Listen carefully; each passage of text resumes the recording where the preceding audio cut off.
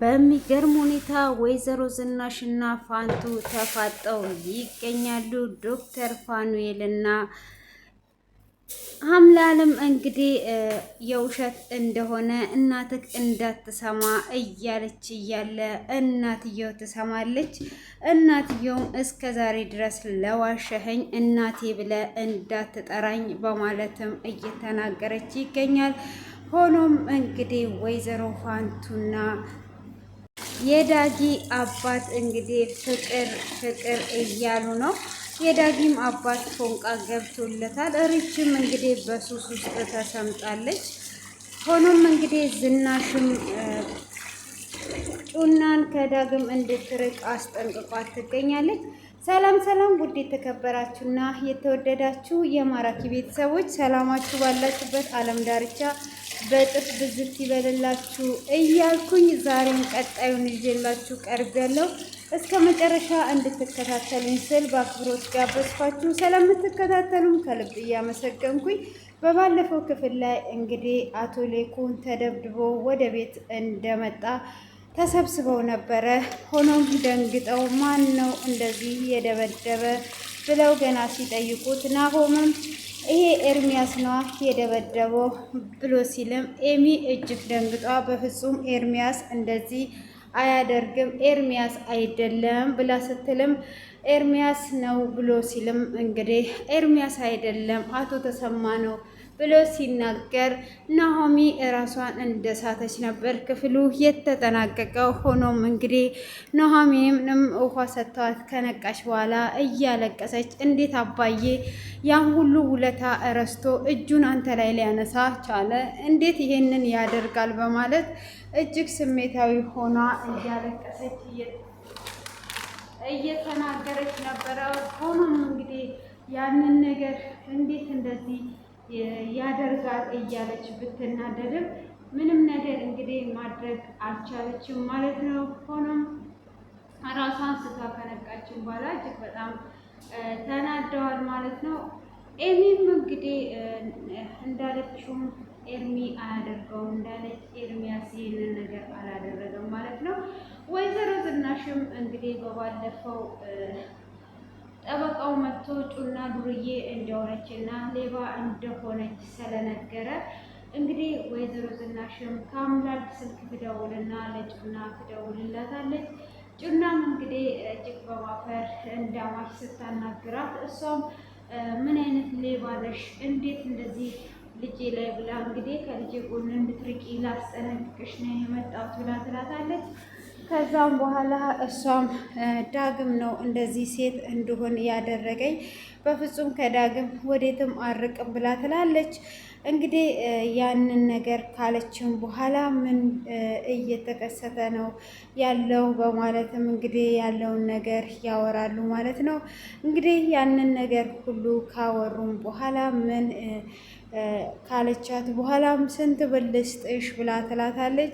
ስንት ብር ብሰጥሽ ከዳግም ልትርቂ ትችያለሽ እና ስንት ብር ልስጥሽ ብላ ስትላትም እሷም ስንት ብር ልስጥሽ ስትላት እንዴት ዳጊም በብር እንድሸጠው ትፈልጊያለሽ? ዳጊም በምንም ነገር አልቀይርም። አሁን እንደው የዳግም እናት ባይሆኑ ኖሮ ዛሬ ላይ እኔ ሁሉንም ነገር ተናግሬ ወይን ሰድቤዎት ይሄድ ነበረ። ግን ደግሞ እርሶ እንደዚህ እንዴት ያደርጋሉ ብላ መኪና ውስጥ ጥሏት ትወርዳለች ማለት ነው። እንግዲህ መኪና ውስጥ ጥሏትም ከወረደችም በኋላ ምንድን ነው እሱ ይሄ ነገር እየተከሰተ ያለው በማለትም እንግዲህ ያለውን ነገር ትናገራቸውና ትወርዳለች። እሷም እንግዲህ እጅግ በጣም አዝና ነበረ። ሆኖም ፋንቱ እንግዲህ የጠበቃውን ፋይሎች እንዳለ ይዛ ወደ አቶ ሲምቦ ጋር ትመጣለች። እሷም እንግዲህ እዛ በመጣችም ሰዓት ምንድን ነው እየተከሰተ ያለው በማለትም እንግዲህ እጅግ በጣም ደንግጠዋል ማለት ነው። እሳቸውም እንግዲህ እንዴት ይዘሽ ትመጫለሽ በማለትም ሁሉንም ነገር ሁሉንም ነገር ወሬዎች አቀብኝ ያልኩሽ እንጂ ፋይል እንዴት ደፍረሽ ይዘሽ መጣሽ? በአንቺ ላይ የሆነ ነገር ቢፈጠርስ? በማለት እንግዲህ ይናገሯታል ማለት ነው። እንግዲህ ያንንም ከተናገሯት በኋላ ምን እየተከሰተ እንደሆነ ግራ ይገባቸዋል። ከዛም ፋይሉንስ እንዴት ነው ልትወስጂ የቻልሽው? በማለትም እንግዲህ ሲጠይቋት እሷም ፋይሉን ልወስድ የቻልኩት እንግዲህ ማንስ እቺ ሰራተኛ ብለው ያስባሉ። ስለዚህ እንግዲህ እና እንዴት ፋይሉን እንደዚህ ትሰርቃለች ብለው ይገምታሉ። ስለዚህ እኔ ደግሞ ያለውን ነገር አጣርቼ ነው በማለትም እንግዲህ ሁሉንም ነገር ትናገራለች ማለት ነው። እሳቸውም እንግዲህ እጅግ በጣም ይደነግጣሉ። ከደነገጡም በኋላ እንግዲህ ምንም ነገር በእሷ ላይ እንዲሆን አልፈለጉም ማለት ነው። እና አቶ ሲምቦ እንግዲህ ደንግጦ ራሷንም እንድትጠብቅ ከነገራት በኋላ እንግዲህ ምንም ነገር እንትን እንዳትል ይነግራታል ማለት ነው። ሆኖም እንግዲህ ከነገራትም በኋላ ራሷን ጠብቂ ካላትም በኋላ እንግዲህ እንትን ይላታል ማለት ነው። አቅፎ ሰላም ይላታል። እሱም እንግዲህ አቅፎ ሰላም ሲላት ዳግም ይመጣል። ዳግምም ሲያየው ይደነግጣል። ልጄ መጣህ እንዴ ብሎ ሲለውም አባዬ መጥቻለሁ ብሎ ይለዋል። እንግዲህ እሱም ካያቸው ከትንሽ በኋላ እንዴ እናንተ ሰዎች ፍቅር ፍቅር ጀመራችሁ እንዴ ይለዋል። ይህም ፍቅር ነው ልጄ ምን እያልክ ነው ያለኸው? በማለትም እንግዲህ ሲናገር አይ ምንም አይነት ፍቅር ምንም የጀመርነው ነገር የለም በማለትም ይመልስለታል። አይ የሆነ ነገርማ ጀምራችኋል፣ የምን ፍቅር ፍቅር ነው በማለትም እንግዲህ የአቶ በሉን ፋይል እንዳመጣችለት ይነግረዋል። እንዴትስ አመጣች ብሎ ሲልም ያው ይሄ በወንጀል የተጨማለቀ እንግዲህ መጀመሪያም አቶ ሲምቦ እሱ እንግዲህ ከዛ ከሆስፒታል እንደምንም ብሎ ከጠላት መንጋጋ አምልጦ እዛ ነበረና እንግዲህ አሁንም አምልጫቸዋለሁ። ስለዚህ ሁሉንም ነገር ለማስተካከል እጥራለሁኝ እያለ እንግዲህ ይገኛል ማለት ነው። ሆኖም እንግዲህ ያንን ነገር ለማስተካከል ጎንበስ ቀና እያለ ራሱ ቢሆንም አሁን እንግዲህ የበለጠ ፋይሎች መተውለት ይገኛሉ ማለት ነው። እንግዲህ ያ ፋይል አሁን ላይ መቶለት ነገሮች ከተስተካከሉለትም በኋላ እንግዲህ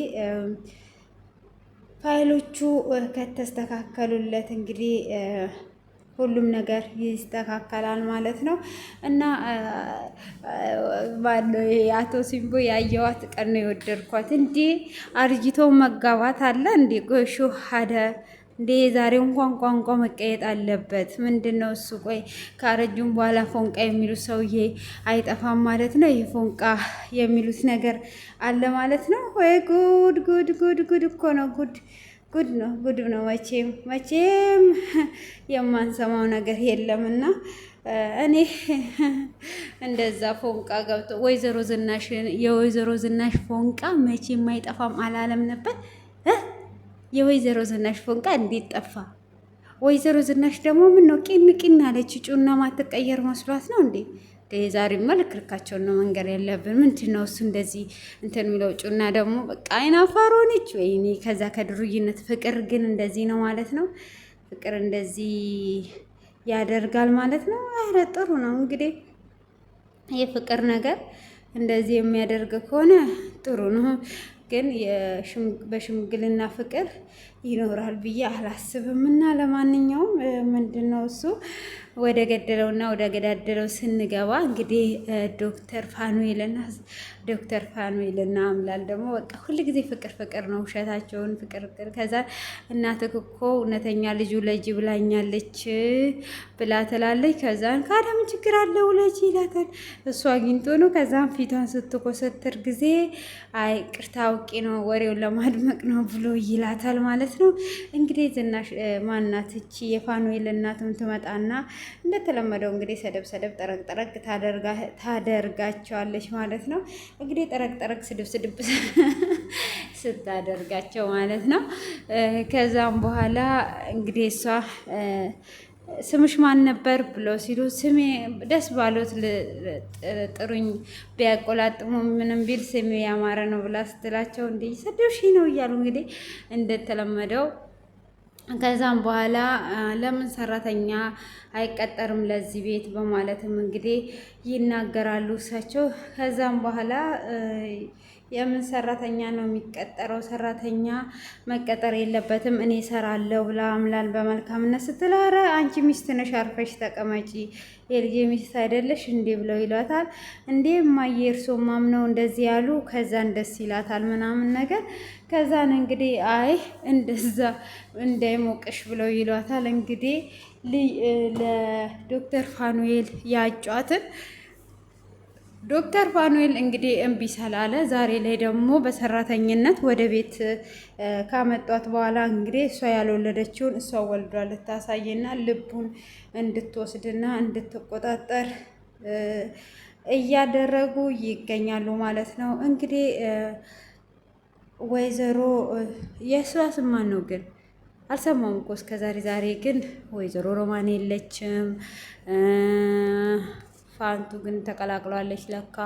ፋንቱም እንግዲህ ጠልበዝ እያለች ወደ ቤቷ እየሄደች ወይዘሮ ዝናሽ ከቻለችባት እንግዲህ እንዳትናገሩ እኔ እናንተ እንደምንገናኝ እያለች ስትል ወይዘሮ ዝናሽ ያገኘቻት።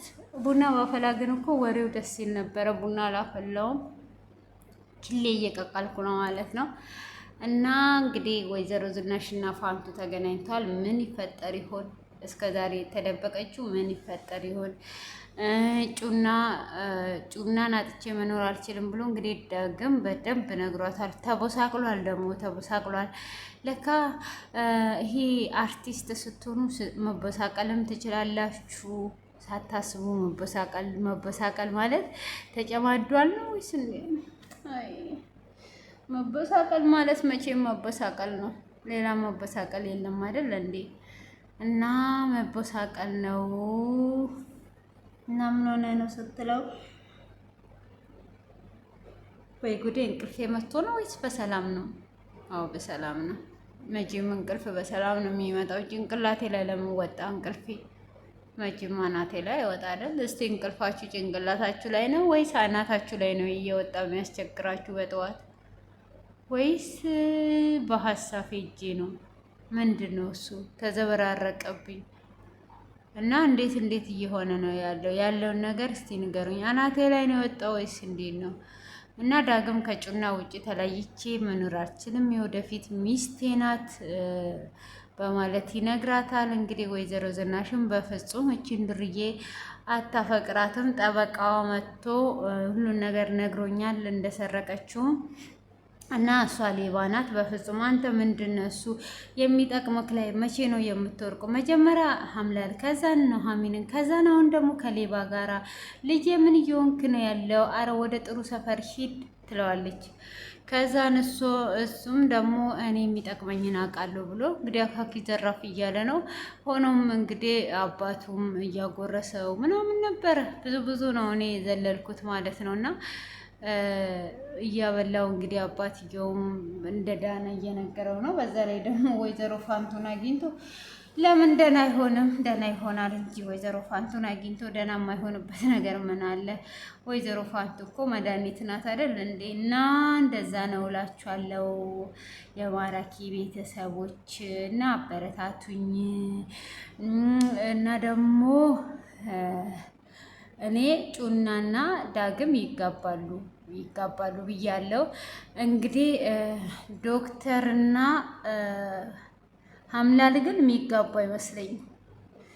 ዶክተር ፋኑኤልን በፍቅር አሸንፋ ወይም ደግሞ እናትየው እየገረፈችም ቢሆን ወይም እንቅልፍ ውስጥ የእንቅልፍ መድኃኒት አጠጥታውም ቢሆን አብሮ እንዲተኙ አድርግታ ያቺ ታረግዛለች። ከዛን አለቀ። ዶክተር ፋኑኤልና ሀምላል አይቀያየጡም ማለት ነው። ወይኔ እና ግን ሀምላል እኮ ቆንጆ ሆናለች። አሁን ፊቷ ግን የመጀመሪያ ሰሞን በፍሊተር ነበር የምትመጣው አይደለ? ዛሬ ደግሞ ፊቷ ብጉር አለው። ለምንድን ነው አንዴ በፍሊተር አንዴ በብጉር ሹሃደ? እና ለማንኛውም እናንተ እስከ መጨረሻ ድረስ ተከታተሉት። እና አሁን እንግዲህ ወይዘሮ ፋንቱ ነው ወይዘሮ ዝናሽ እንደተፋጠጡ ክፍሉ ተጠናቋል ማለት ነው። እንግዲህ ክፍል ይቀጥላል፣ መቀጠሉ የማይቀር ነገር ነው እና ስለዚህ ወዴትም እና ወዴትም ሳትሄዱ ተከታተሉኝ ማለት ነው። እና ኪሌ የምታውቁ ደግሞ ኮሜንት ላይ አስቀምጡልኝ። እና ጭንቅላቴ እንቅልፍ ይመቷል። ዛሬም በጣም ምርጥ ምሳ ነው የምሰራው።